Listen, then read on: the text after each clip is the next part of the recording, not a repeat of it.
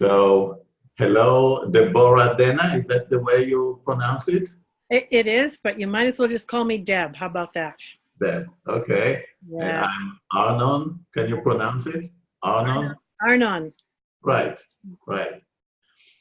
So, thank you for coming to this meeting. Oh, I'm delighted to be here with you.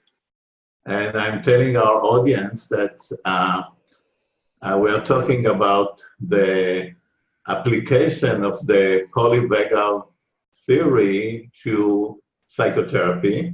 Mm-hmm. And I should mention that I met Steve Porges in the past in various physiological or psychophysiological conferences. Yes. He always say, I'm not a clinician. I'm not a clinician. Right. And this is why I'm happy that a clinician took the lead. Yes. And we're going to talk about the theory, but it's more about its application. Yes. Yeah. And then I will ask you some difficult questions about the possibility of learning about distance therapy in the light of the polyvagal theory. Yeah, good. Another line of question will be regarding the psychophysiological measures like biofeedback, which you even don't mention in the book, which we'll talk. Yes.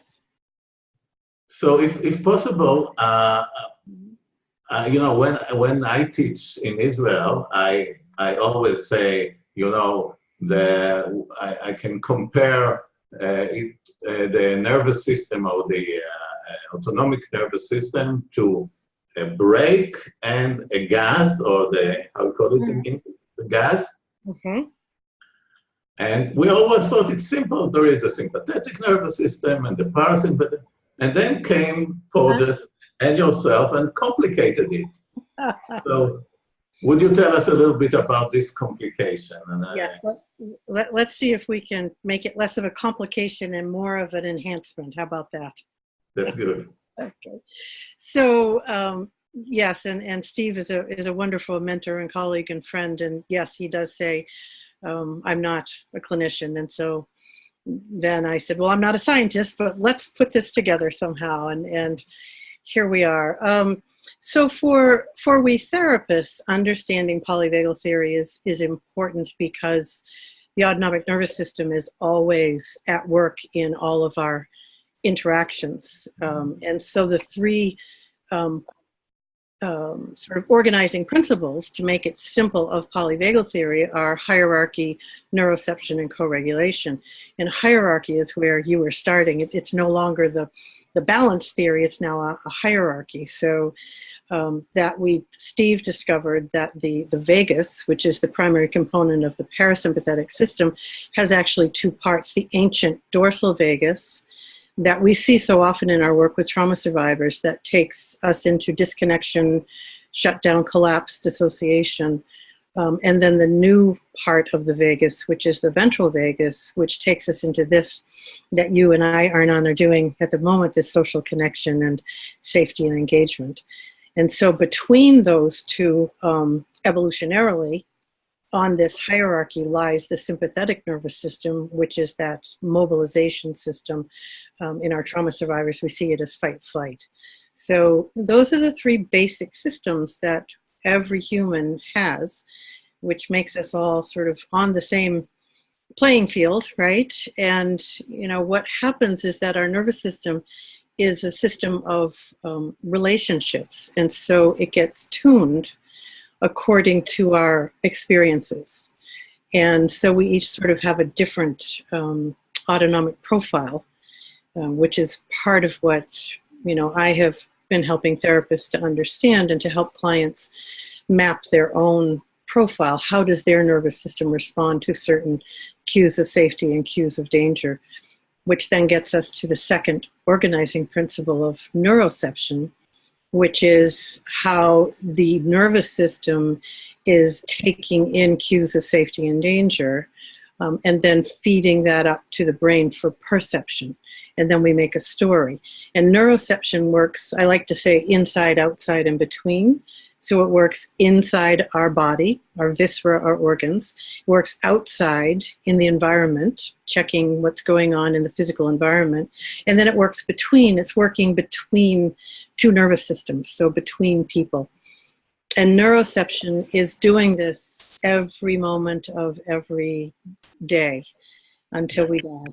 I will mention also to our readers that we translated one of the articles that Portis wrote about neuroception, and you can find it in our site. Beautiful, beautiful. Because neuroception is such an important concept. And Steve actually created that word, neuroception, because there was no word to describe this subcortical experience. It's detection without awareness. And yet, in order to work with that in therapy, we have to bring what is implicit into explicit awareness to work with it. So neuroception and tracking what's going on in this moment, what are the cues of safety and danger, is so important for therapists to be helping their clients come into awareness of, which takes us to that third principle of co-regulation, which is what we are longing for in the world. We're longing to be in connection with another nervous system and have that back and forth safety. And for a therapist, that is our responsibility, to be the regulated and regulating nervous system in the room for our clients. Speaking about regulation and co-regulation, yes. May I ask you to speak a little bit more slowly? Yes. Because our audience, sometimes the English is not the best, neither mine, by the way. Beautiful.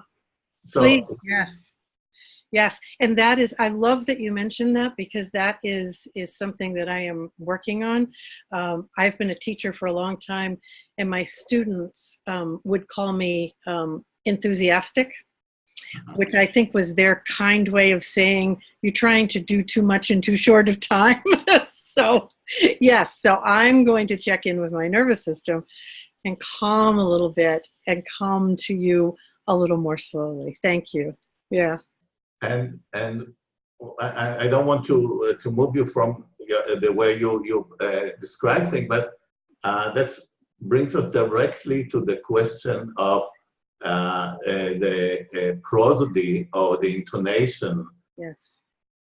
So would you say a little bit more about how Steve and the ventral system, how it relates to facial expression? Yeah, so the ventral vagus, in this wonderful evolutionary achievement, is connected in the brainstem to other cranial nerves, and these cranial nerves make up what he calls the social engagement system.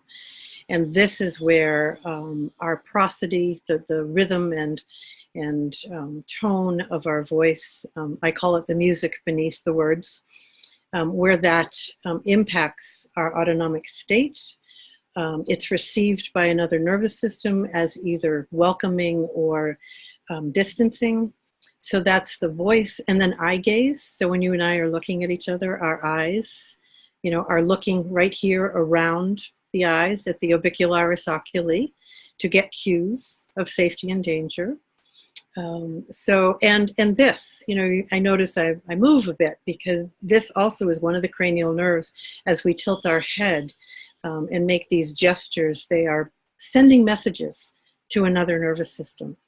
And this really is at the foundation of what is going on in human interactions, and what we can intentionally work with to bring more safety into a session, or to have clients begin to understand how does their nervous system communicate to another nervous system through face, eyes, voice, head movements. Yeah.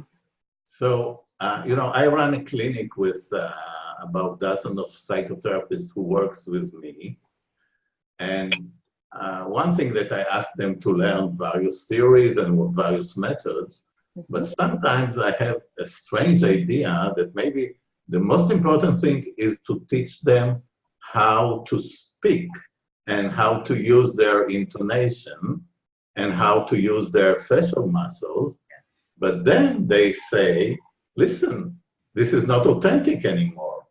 What would you say about that? Well, that's interesting. I actually have been working with someone whose voice is fairly monotone, and we're working to authentically, I think I would say, activate her social engagement system and bring some life into her voice. And she is noticing a big difference in both the way she feels in connection with others, but also in the way others stay in connection with her. So I think I'd be asking your clinician to sort of notice, does it feel like we could help your social engagement system have a little more life in it, which would bring naturally some more prosody to your voice? And could we bring some more life to your face just naturally? Again, I was working with another person yesterday who when she thinks hard, so when she's concentrating, she does this. And everyone around her then says, "What are you angry at?" And she has no recognition that that's happening, but it's a cue of danger to others. I don't know if she's going to be able to change that because that's sort of linked for her. But when she does it, she can tell other people around her. I'm just really thinking hard right now. So for some things you can't change, you can also convey the autonomic information about what's going on, right? So I don't know. I think it'd be fun to work with your clinician and play around with, might we get your social engagement system to be a little more active and online? Yeah. In your book, you mentioned savoring. Yes. And maybe I can ask my therapist, now that you talk, think about the way you would talk to your child, for example. Yes. And then you might, bring more love or yeah. Yes. Because it really, our voice, Steve had a lovely quote that I use often. He says, for the nervous system, so for other people, it's intonation before information. So say it again, please. Say it again. It's intonation before information. Yes. So the nervous system is going to listen to how I'm saying something before it ever lets my brain pay attention to what I'm saying, right? So that's the important piece about prosody, is that if we want the brain to pay attention, the nervous system has to say, this feels safe. Yeah. Would you also say, one way is that how my voice affects you, for example, but the other, maybe my voice can also affect me or my facial expression. Yes. If I change my facial expression voluntarily, will I be more happy if I will smile a little bit more? Would you go in this direction? I have done this with some clients because, there is this bi-directional communication between vagus and brain, so body and brain, and 80% of the information is coming from the body to the brain through these afferent pathways, but 20% is a brain to body motor response. So we've played around with, can you just put on a smile and just begin to notice, are there any subtle shifts happening? And yes, my clients find, it's interesting that it does begin to shift my state a bit. There's great benefit to playing with that, intentional changing of aspects of the social engagement system. The same thing we do with voice. We change our voice and it immediately impacts others, and we feel it in ourselves as well. So if you say something with an edge to it, so think of something you might say, just a regular statement. What might you say? What do you mean? And any kind of a statement. Just think of a statement, a general statement you might make. I think about you. I think about you. Okay, so say that in a really kind, welcoming, ventral vagal way. Okay, I think about you. Yeah, I can feel that. Now say it in an edgy, sympathetic, aggressive way. Well, I think about you, and what happens inside you? Well, I was too much into the conversation. I couldn't. Well, when I said it in a loving, caring voice, I felt it. Yeah. So say it again in the cranky voice. I think about you and blah, blah, blah. Mm. Do you know? Yeah, I can notice that the Yeah. difference. And your face changed immediately when you did that Really? too. Yes. Yeah. Yeah. So yes, it's all interwoven in there, and there's so many places that we can move in and help people understand how their nervous system can shift, which really for our clients, especially for our trauma survivor clients, that is the piece that their nervous system has forgotten, that once it gets dysregulated, it's forgotten, it can come back into regulation. And we have to remind the nervous system and remind the client that your nervous system knows how to do this. It knows how to come back from dysregulation into regulation. And we're going to create those patterns again. And some of the ways are by these very simple, small exercises just to help a client have a taste of, oh, that does work, right? Yeah. So if I remember correctly in your book, after you describe the polyvagal theory, you speak about first using it as psychoeducation, or how to explain the subject his emotional status using those terms. Mm-hmm. And then you suggest, I think, which is a new concept that you developed, is the mapping. Mm-hmm. Mm-hmm. Yes. Yes, because my bias is that everybody in the world should understand their basic brain and body systems. So 3 parts of the brain and 3 parts of the nervous system we all should understand. So the psychoed is important, and it both humanizes, it takes away the shame and blame, and it gives us all a common platform that we're standing on. So yes, the psychoed is incredibly important.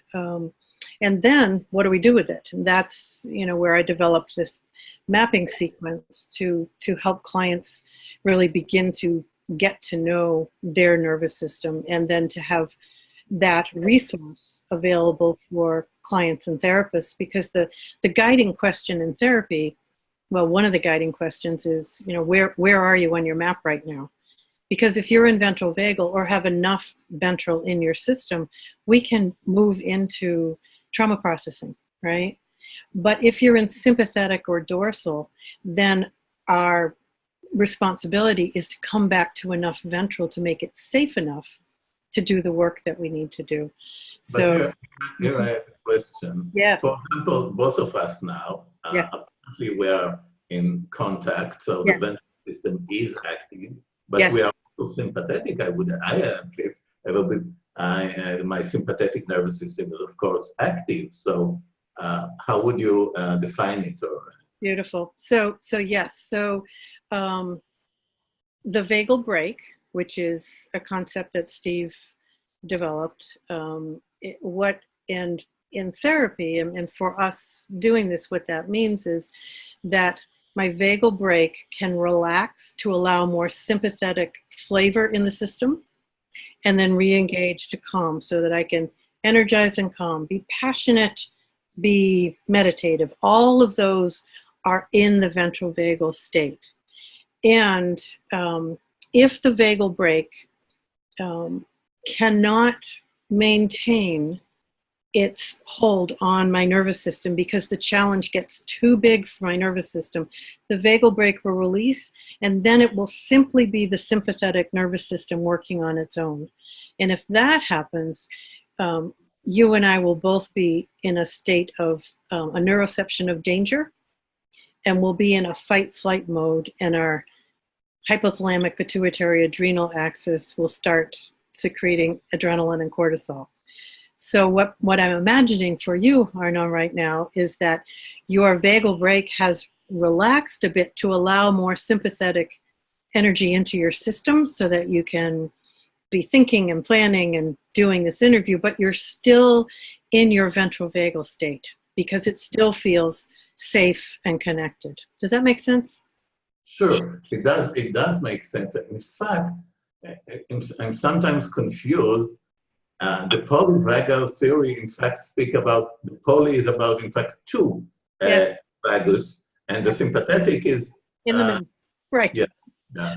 Because the sympathetic is this totally separate system, right? And still, as you were taught before, sympathetic and sympathetic make up the autonomic nervous system. That is still true.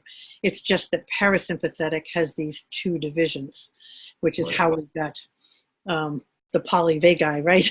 The two vagus systems. Yeah. So, yeah, and that's good to reiterate so that people really remember that it still is parasympathetic and sympathetic.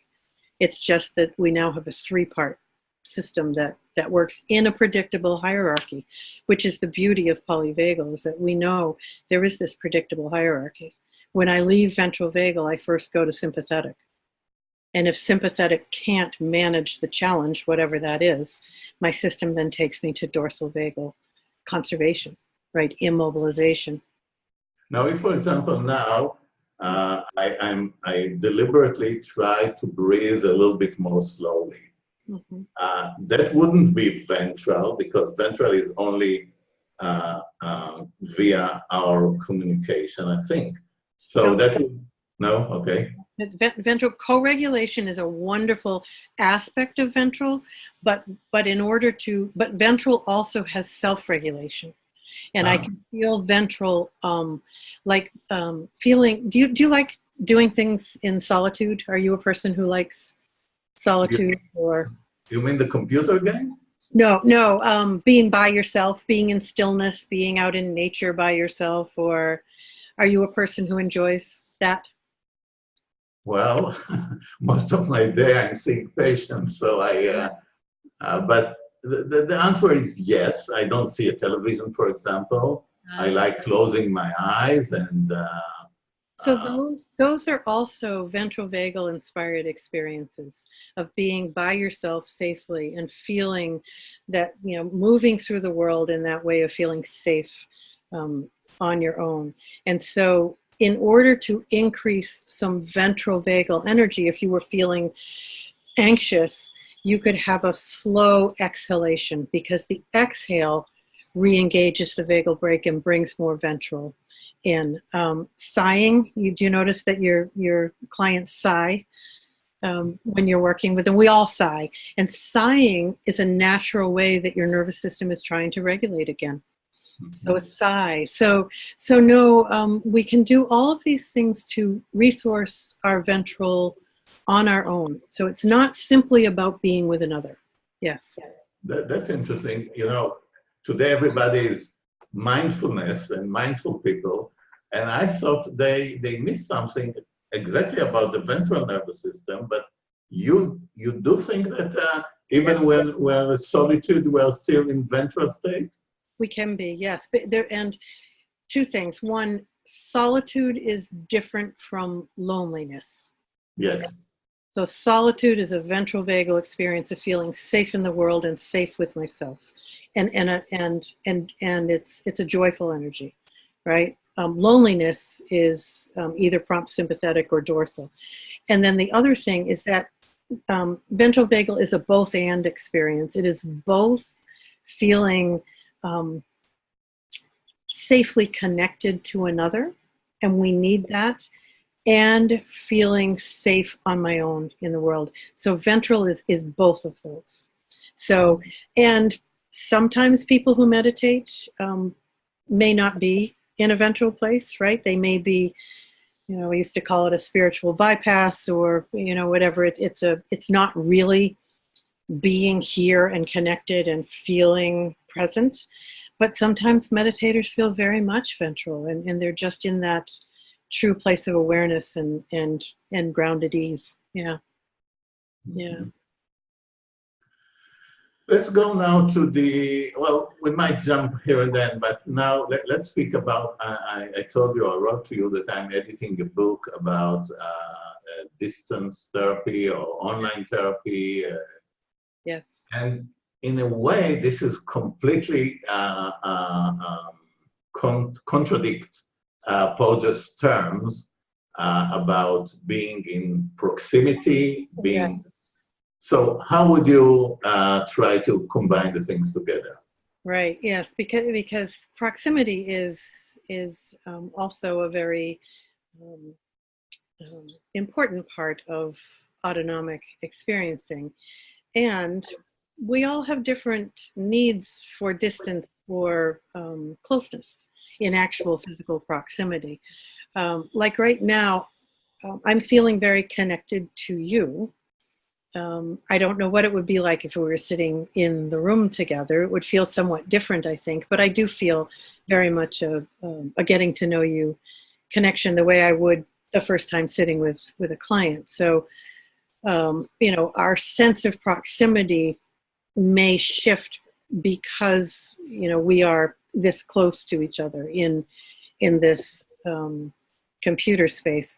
But the other pieces, the eye gaze, the prosody, the gestures, all of this is all going on between us.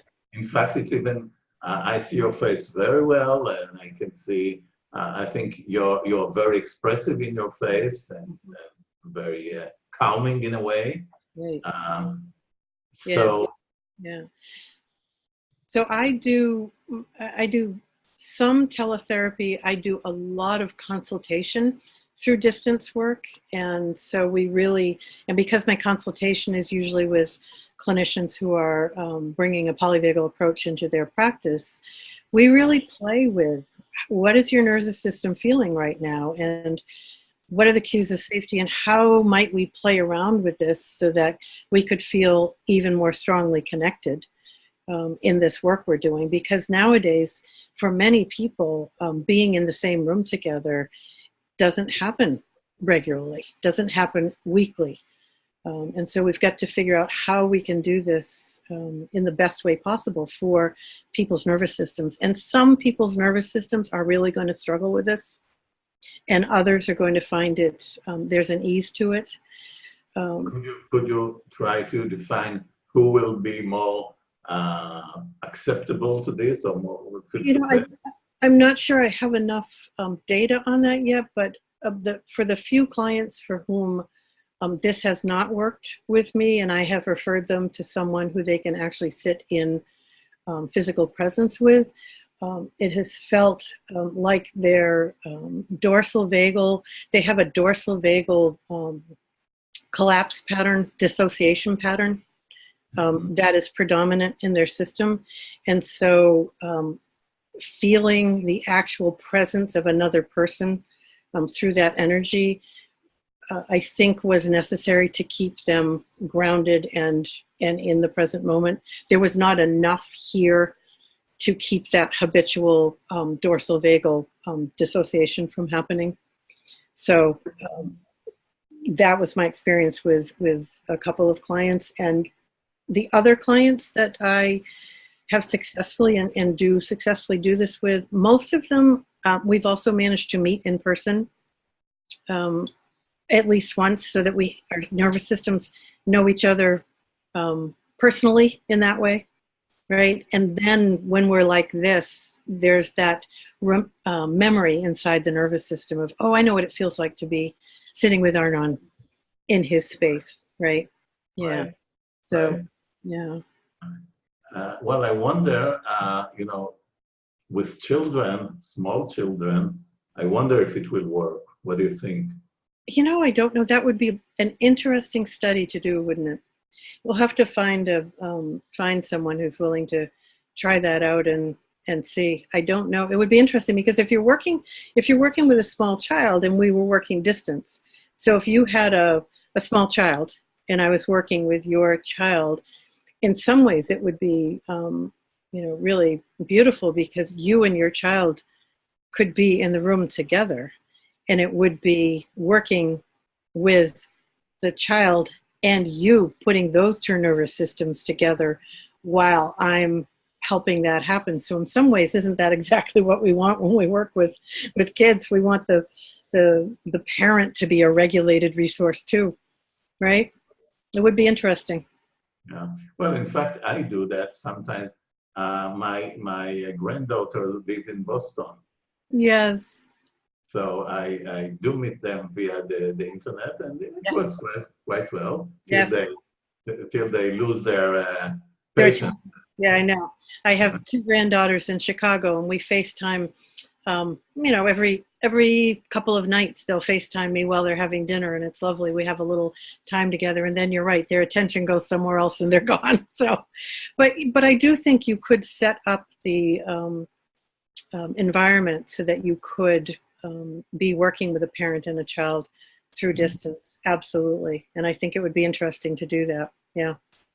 Have you ever worked with like couple therapy in a distance? I have not done couples in distance, but again, I think you could do it. I think you would want to set up you want to get a foundation in place in the beginning before you dove into therapy, which you would do with couples work anyway, but because you wouldn't be there to do the active interruption, you'd want to have that understanding that, okay, if your nervous systems start to dysregulate together, I am going to say, time out, take a break, let's come back, right? So it just would be making sure that we had those systems in place. Absolutely. Absolutely.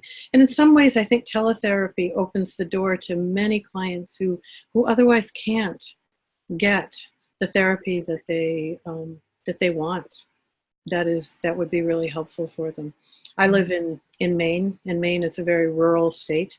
There are many places in Maine that you'd have to drive hours to get to a therapist, but with the internet, you could do distance therapy. Absolutely. So apart from helping therapists or supervision, apart from supervision, you are doing a lot of online therapy? I do at the moment, because my world has morphed into more teaching and speaking, which is lovely. I do much less therapy now and much more consultation and teaching, which I enjoy. I really love the teaching, and I think I have a passion for polyvagal, certainly, and I really would like to get the word out into the world that understanding the autonomic nervous system through the polyvagal theory really changes your life. It's as you begin to look through the lens of polyvagal theory, you can see people differently. You can understand your impact in the world differently, and you can understand why other people perhaps are acting in the way they are, and help them come back into regulation. So that's sort of my path at the moment. Yeah. So let me ask a little bit more question about it. Project speaker quite a lot about safety in immobility situation. Am I correct about safety perception or safety in immobility? Yeah. Yes. So we have the three basic states, right? We have ventral vagal safety, sympathetic danger, fight, flight, and dorsal vagal life threat, immobilization. So those are the three basics. But then we have these blended states. And when Steve talks about safety in immobilization, he's talking about how the circuits of the dorsal vagal system can get co-opted through ventral vagal coming to be with dorsal, so that we can do the things that require us to be safely still, like be intimate with another, have a hug where we just sink into, sleep next to another person. All of these things require us to be safely immobilized. And so it requires that blend of ventral and dorsal to be together, because if dorsal is on its own, then we immobilize with fear. And for many of our clients, that's the experience. Yes, they attempt to have a hug with a loved one, and their nervous system can only do it for a short amount of time, and then it feels terrifying. And so because they can't come into safe immobilization. So yes, we need that ability as well in our lives. Let me a little bit try to make it complicated, if I can. Good, please do. It seems that in order to feel safe or to acquire the feeling that you are safe, I need to be in a situation where there might be a danger.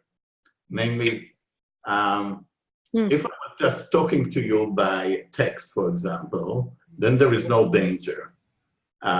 If we were in the same room, we might feel some, danger or some tension. So, it seems to me that what Porges is referring to, I don't think he said clearly enough that we have to be in a situation that might be some tension. Am I a friend or foe? So, like seeing if there is a tension, there must be a tension, and in this tension, I will acquire the feeling that you are safe. You think about that for a minute. So let me ask you, let's play with this a minute. Let me ask you, what is your nervous system, what's the information your nervous system gives you right now about me? Do I feel like I am safe or I'm a threat? Well, I do feel that you are safe. Partly because the way you speak and even the way you reacted to my first email. Yeah. But in a way, it's not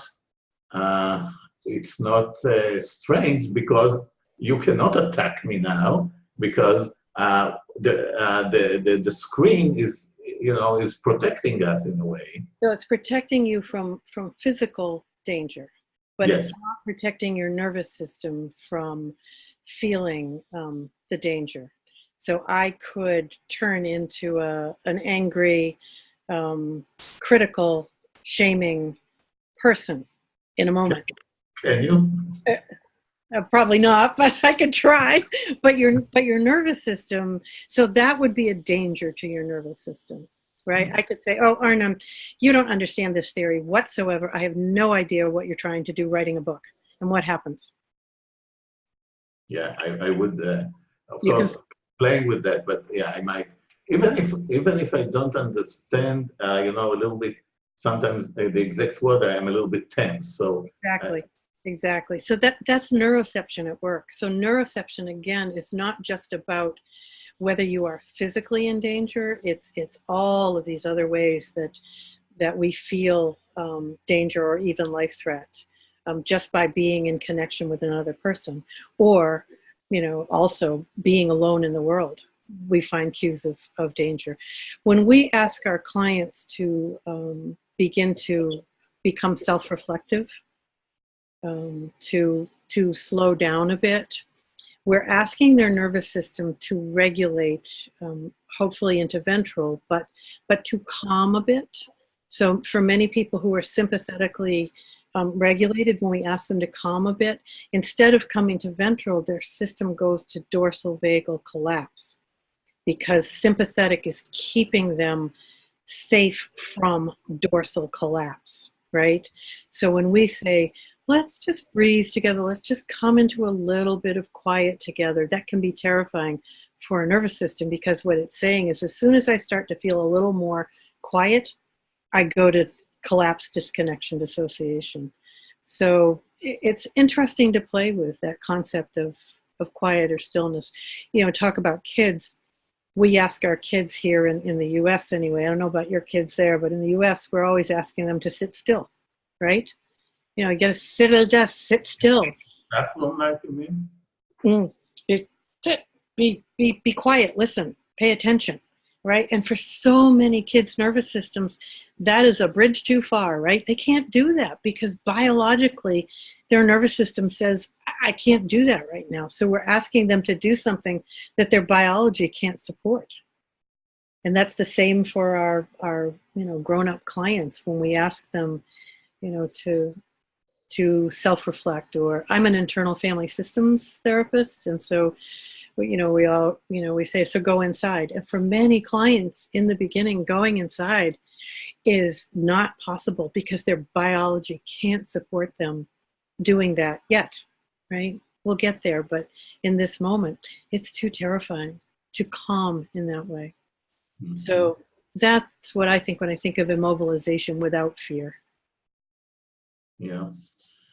Well, maybe just one more question about the online therapy. I think I saw that in some of your suggestion, you also doing something with the body, like in sensory motor psychotherapy. Mhm.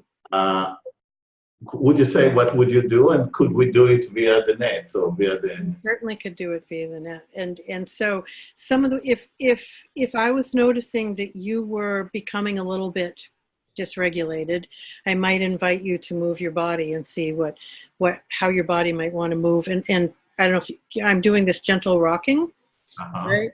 Gentle rocking invites more ventral vagal activity. Mhm. When you hold a baby, what do you automatically do? We do this, right? We do this and we do this. So it's this movement. We are made to move. We are made to be in at least some sort of subtle movement. Something's moving all the time inside us, right? So, one of the things I do with clients, again, to help them remember that they can move through states, because really the beginning phase of therapy is helping clients and their nervous systems create the ability to flexibly move through states. That's what's lost for clients, the flexibility. Their systems become rigid. So Yes. bringing flexibility back. So Arnon, if you were going to create a hand gesture that represented your ventral vagal, what would it be? Right now? Yeah, what would it be? You mean in the leather, in your leather? Yes, what would be a ventral vagal movement? What would that be for you? You mean, mm, It could be just a hand movement, maybe. How would you represent that ventral vagal state of safety and connection? Mine usually is this. What would yours be? I don't know. Let your Uh, nervous system tell you. Get out of your head and let your nervous system tell you. yeah. What kind of emotion represents ventral vagal safety? Well, it has to do, I don't know if I answer your Mhm. question, but it has to do with Nice. some type of approach, and maybe a little taking distance, and sometimes something. Beautiful. Beautiful. So if you just do this for a moment, that approach in the back, and maybe add your hands to it, an approach and a back, an approach and a back, and that's your ventral vagus. So now we can hook that to your ventral, right? So now out there in the world, over the next week until I see you again for our session next week, you're going to practice doing that and just noticing how that brings you a little more ventral. Mhm. So then we would do the same for sympathetic and dorsal, and then have you play with moving through the three motions so that you knew you could move through them. Yeah. Because one of the things that I do believe is that homework between sessions is really important to help the nervous system continue to build those new patterns. Yeah, in a way that brings me to the other part of our discussion, and our session is almost over. Do you do 50-minute session? What's your length of your session? Oh, I do 60-minute hours. So we do have still some time. Perfect. And when you speak about the leather and about the way people regulate themselves, Mm-hmm. you use various techniques or various Mm-hmm. techniques, but you even refrain, or you don't speak about a simple measure like heart rate variability Mm-hmm. or electrodermal activity of the sympathetic. Mm-hmm. What's the Right. explanation? Well, it's interesting. When I wrote this book, I wanted to write it for the everyday clinician who just had an office and a client and not any other technology. I have plenty of colleagues who use biofeedback. I have neurofeedback colleagues. I have people who, are tracking heart rate variability. It's just, if you really want a good heart rate variability measure to use in session, you're probably going to have to use the finger and the electrodes and all that to really get the robust information, which leads me to talking about that other question you were asking about measures that could be used in in session or distance measures. And I talked with a colleague yesterday. Steve is the founding director of what is the Traumatic Stress Research Consortium at the Kinsey Institute at Indiana University. And I'm the coordinator of the consortium. And then we have two brilliant research colleagues who are great inventors. And actually, one of the goals of the consortium down the road is to invent and pilot some of these measures to be used in real time with clients and therapists, because having that information about autonomic response in the moment as we are doing it would be very, very useful. At the moment, one of our colleagues is working with the ability to extract autonomic information from voice recording. And the other is working on how to extract and measure the different autonomic indices around social engagement system through a camera, through the webcam on your computer. And both of these are in the works, down the road somewhere, because it's an incredibly precise, they're creating the algorithms, they're doing all the work so that we therapists, when this is actually available, can just have the information without having to understand the algorithms or do any of the computations. And that is really exciting, Smiling because I'm going to Boston next month. There is a conference of a company named Affectiva, which is an extract of MIT Media Lab. They already developed an application that measure they think at least, they measure your emotion according to your facial expression. Mm-hmm. Yeah, it's interesting. And I was talking to my colleague yesterday, we were talking about that, and he said that, because we are polyvagal inspired in all the work we do, they really want to measure the autonomic indices of what's going on physiologically. So their work with auditory communication and social engagement system is really based on Steve's theory. So it's fascinating. I think many people are going in this direction, and I think when we get to a place, it would be very interesting right now for you and for you and me to be able to be seeing a readout on the screen of what's happening. It could be, if you were the client and I was a therapist, I could be watching yours, or I could be watching both of ours, or we could both be watching. It adds an element to the therapy process that I think is okay, is good. Yeah. So why did you even not mention it in your book? The possibility to measure heart rate variability. And it's very, very simple these days. You just put something on your ear. It's quite a good measure.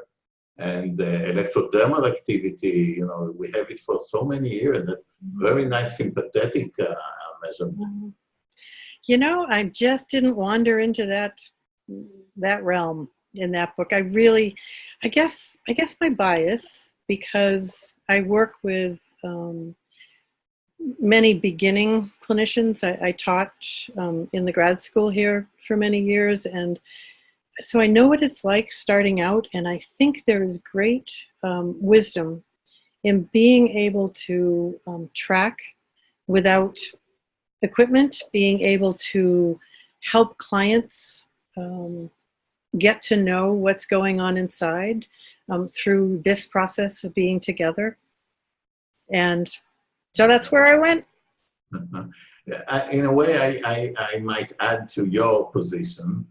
I would say, suppose now you could see my parasympathetic break with some measure that goes up and down, which will give you a good indication, but it will be via your left brain, I would say. It would be more, right. Yes. And when we are doing it now without the artificial measure, it's right brain to right brain communication, I would say. Right. Our nervous systems are sharing information. Yes. And, Yes. and I guess, as we talk about this, it becomes, clear to me that I really like this. I like feeling neuroception at work, feeling what comes between the two of us. I do have a scientist part, however, that is curious to know is what's happening here. How does that get represented in a graph? So, at some point I could certainly love to have that information too. And I think it will be really useful in the future when we find a way for it to be unobtrusive, right? At some point it'll all be an app, right? We'll just download the app and there it'll be for us. But, and I guess I would say another thing that I think it's been very helpful for some of my clients to sit together, and when they identify a racing heart or a sense of, my client this morning actually was saying, yes, I had this clenching in my chest and racing heart, and I sat there and I was able to say, oh, my sympathetic nervous system is, giving me a signal. Whereas before she would have gone immediately to, I'm having a heart attack or a panic attack. And she was able to say, my sympathetic nervous system is trying to tell me something, and to bring some intentional awareness to it, which is some ventral vagal oversight to it, and learn from that. So, if she had been hooked up to a monitor, might have been interesting for her to see, oh yeah, this is my sympathetic nervous system, because it would have taken her again to her left brain, which in some ways regulates, right? Right. Maybe we can now zoom out a little bit again to the theory. Porges is only part of the IPNB, interpersonal neurobiology, which your book is part of. Mm-hmm. Can you map for me? You like maps, as we know. I like maps. Can you maps for me Porges versus Siegel versus Cozzolino versus? Oh. I think that's a tall order, my friend. I think, again, I would put Steve's work as the platform that is underneath all of those other amazingly brilliant theorists' work, because I truly do think that the autonomic nervous system is the foundation for everything else. And so I think I would put understanding the nervous system and how the nervous system sets the stage for other things to happen. It feeds information to the brain. So in Dan's, interpersonal neurobiology, brain, mind, and relationships, the nervous system is underneath those, and then they sit on top. His work is brilliant, and I really think that my autonomic state then sets the stage for how interpersonal neurobiology is understood. So, I don't know enough about Lou's work, or I forget who else you asked about, but I did study IPMB before I studied Steve's work, so I'm grounded in Dan's beautiful work. And then, when I read Steve's book, his first book, it was as if something missing was all of a sudden there for me. I was like, oh, now all these other things make sense, right? Because it's not a treatment model. Neither is my work. My work is an approach.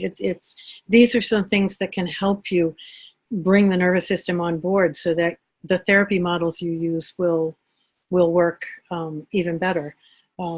But for me, his work is the beginning, is the real beginning. Yeah. Okay. Now, when we're close to the termination of our session, the ending, not the termination. Yes, you're right. The conclusion. Yes, right. Ben, you see, because when you said termination, to my nervous system, that was right? But when I say conclusion, that feels, I agree. I agree. yeah. I think it was Freud used termination. Well, boy, yeah. But how do you regularly conclude The session. yeah. Yeah. So with my clients, I will usually, as we're nearing the end of the session and we, come back to ventral vagal co-regulation and really make sure where they are on their ladder, the question I often ask is, so what is it you'd like to take with you from today's session? So asking their nervous system, what was important to them out of this work today? And it's a fascinating question because often what a client is taking with them is not what I would have expected, right? But what do you want to take with you from this session? And then we spend a few minutes really resourcing that, right? Resourcing that, savoring it even, right? It's an experience to hold on to savor, because it's some sweet thing that happened. It's some ventral vagal co-regulated experience that happened that was meaningful to their nervous system. So then we can spend a moment savoring that, and then off they go until the next time. And with consultations, it's often the same. It's like, wow, this felt, really like we had a nice dance today. So I might even ask you the same thing. This really did feel like a lovely dance we engaged in. Our nervous systems played back and forth, and So do you hug your either patients or your supervisors? I do. Yes. I think polyvagal would inform us about the power of touch. The science of touch is pretty undeniable. I think our licensure levels tell us something else about touch. The touch is frowned upon, or you should not. I will at least shake all my clients' hands. I will greet them with a handshake and leave them with a handshake. For many of my clients, they ask for a hug, and I'm absolutely happy to have that human exchange, right? Yeah. I agree. So may I conclude it with a hug? We have a virtual hug, my friend. Thank you. This has been very lovely. Thank you very much. You're so welcome. And I'm sure we'll be in touch. That's my feeling. We'll find a way. We will find a way. Yes, we will, my friend. Take care. Thank you very much. By the way, I always do that movement when I finish. Yeah, because it's some movement, by the way. It's a movement. Yes. All right. Bye. Thank you. Bye-bye.